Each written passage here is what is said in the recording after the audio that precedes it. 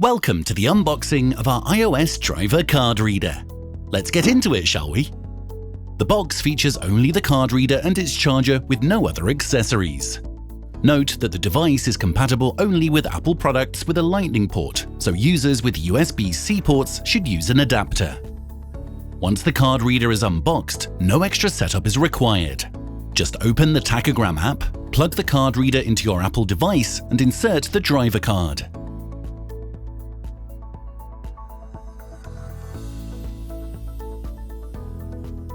In the app, you can download and store your tachograph driver card files, check your infringements, and see how many more hours you have to drive before resting. Pro tip: after unboxing the card reader, don't throw away the box.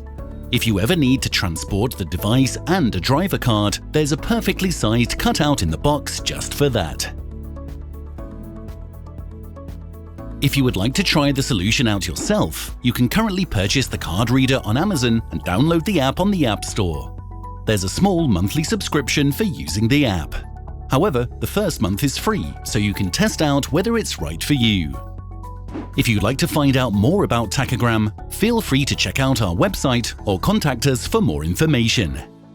Safe travels from Team Tachogram.